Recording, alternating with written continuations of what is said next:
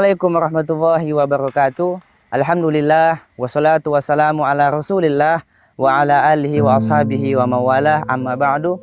Hadirin yang sangat saya hormati dan yang sangat saya cintai. Begitu banyak orang yang menyangka bahwasanya uang, jabatan, ketampanan, kecantikan bisa membuat orang bahagia di dunia. Banyak orang bersangka begitu. Tapi kenapa masih banyak artis yang bunuh diri? Lalu kenapa masih banyak orang yang punya jabatan yang sangat tinggi, ketampanan, kecantikan, diambilnya tali, digantungkannya ke rumah, mati? Kenapa masih banyak begitu? Karena mereka tidak ingat Allah Subhanahu wa Ta'ala.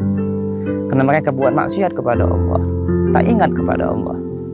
Kata Ali bin Abi Thalib, al-yawm la na'id, wa ghadan la na'id, wa kullu yawm la na'sillaha fihi fa huwa la na'id. Hari ini adalah Id bagi kami, besok adalah Id bagi kami, dan setiap hari jikalau kami tak maksiat kepada Allah, maka itu adalah Id bagi kami. Apa maksudnya hadirin? Bahagia jikalau tidak bermaksiat kepada Allah. Itu kata Ali bin Abi Thalib, seorang sahabat Rasulullah Sallallahu Alaihi Wasallam. Hadirin yang sangat saya hormati, siapa dari kita yang yakin tak buat maksiat satu hari pun?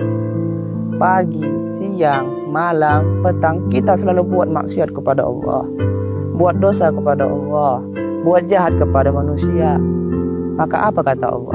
Ya bani Adam, wahai anak Adam, innaka ma da'autani wa rajautani. Engkaulah yang berharap kepada aku, engkau yang berdoa kepada aku, wahai anak Adam. Ghafartu laka ala ma kana minka wala ubali. Ku ampuni semua dosamu, ku ampuni semua dosamu walaupun sebanyak buih di lautan. Wala ubali, aku tak penting itu. Wala ubali, walaupun dosamu setinggi langit, selebar dunia, sebanyak buih di lautan, tak penting. Yang penting ku ampuni dosamu. Hadirin rahmati oleh Allah. Begitu baiknya Allah kepada kita. Innakum tukhti'una bil-laili wan-nahar, kata Allah. Kau selalu buat salah, buat dosa pagi, siang, malam. Fastaghfiruni, minta ampun kepada aku. Aghfir lakum, ku ampuni kalian. Hadirin yang dirahmati oleh Allah, pernahkah kita meminta ampun kepada Allah di tengah malam menangis, ya Allah ampuni dosaku, ya Allah meneteskan air mata?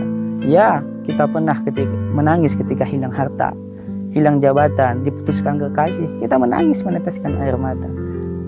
Tapi ada yang ingin saya tanya, pernahkah kita menangis dikarenakan mengingat azab Allah? Pernahkah air mata ini menangis dikarenakan dosa-dosa yang telah kita lakukan? Seberapa keras hati ini, wahai saudaraku? Seberapa keras, seberapa kering air mata ini tak pernah mengeluarkan air mata? Hadirin, lihatlah Umar bin Khattab, sikit-sikit menangis, sikit-sikit menangis, sikit-sikit menangis, mengingat azab Allah, mengingat dosa-dosa yang dilakukan. Umar bin Abdul Aziz menangis, sikit-sikit menangis, sampai beliau menangis keluar darah dari matanya. Imam Ala bin Ziyad dikit menangis, mengingat Allah Subhanahu wa Ta'ala, mengingat dosa yang telah dilakukan, mengingat adab Allah, adab sangat pedih di kuburan, di neraka, sangat pedih. Sampai Imam Ala bin Ziyad menangis sampai hilanglah penglihatan mereka, sampai buta matanya, tak dapat melihat, wahai saudaraku. Bagaimana dengan kita tak pernah menangis dikarenakan dosa yang telah kita lakukan? Jikalau kita tak maksiat ataupun kita sudah maksiat dan bertobat kepada Allah, maka ingatlah, itulah sangat beruntungnya kita. Min rahmatillah fatahallahu lana babat taubah. Jikalau kita sudah bertobat, maka kita dapat bahagia di dunia dan akhirat. Dan yang kedua, agar kita bisa bahagia di dunia dan akhirat adalah kita ridho dengan ketentuan qada dan qadarnya Allah Subhanahu wa Ta'ala. Kata Habib Abu Bakar bin Balvagih, jannatud dunya ridho bil qada'i wal qadar. Surganya dunia adalah ridho dengan qada dan qadarnya Allah Subhanahu wa Ta'ala. Ketika kita ditimpa musibah, banyak orang ditimpa musibah, banyak orang ditimpa sakit, banyak orang ditimpa bencana. Tapi ketika ditimpa musibah, apa yang dikatakan? Allah tak adil, Allah jahat kepadaku, Allah zalim kepadaku. Masa aku sakit dia tak sakit? Masa aku kena bencana, kampung sebelah enggak kena bencana? Hadirin, 2 tahun, 10 tahun, 50 tahun kita hidup, cuma 2 hari kita sakit, kita bilang Allah tak adil. Bayangkan berapa hari kita sakit, berapa hari kita sehat dalam hidup kita ini? 5 tahun, 30 tahun. Cuma 1 tahun kadang kita sakit, tapi kita bilang Allah tak adil. Ketika kalian bersyukur dengan nikmat Allah, maka ditambah oleh Allah. Jikalau kita sakit, diampuni dosa-dosa kita. Jikalau kita dizolimi, maka doa kita diijabah oleh Allah. Jikalau kita minta ampun kepada Allah, Allah terima taubat kita. Fabi ayyi ala'i rabbikuma tukadziban. Nikmat mana lagi yang kamu dustakan, wahai saudaraku? Banyak nikmat Allah, tapi kita dustakan semua nikmat itu. Dan yang ketiga adalah supaya kita bahagia di dunia dan akhirat. Apa? Berbakti kepada ayah dan ibu. Jangan durhaka kepada mereka. Siapa yang durhaka kepada ayah dan ibu, maka dia dapat siksaan di dunia dan juga di akhirat. Banyak orang cerdas, banyak orang kaya, banyak orang pintar di sekolah, dimanapun itu, tapi hidupnya melarat. Tapi banyak pikiran. Kenapa? Karena durhaka kepada ayah dan ibu, wahai saudaraku. Takut doa lil walidaini yudayikul aisha 'alal walad.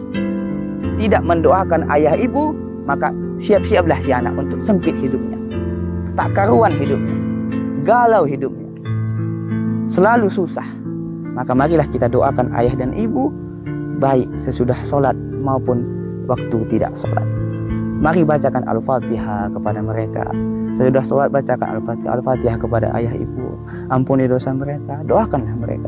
Jikalau kita sudah melaksanakan yang 3 ini, tidak maksiat kepada Allah, ridho dengan qada dan qadarnya Allah Subhanahu wa taala, dan berbakti kepada ayah dan ibu, yakinlah saudaraku, kita akan bahagia di dunia dan juga di akhirat. Subhanakallahumma wa bihamdik, nasyhadu an la ilaha illa ant, nastaghfiruka wa natubu ilaik.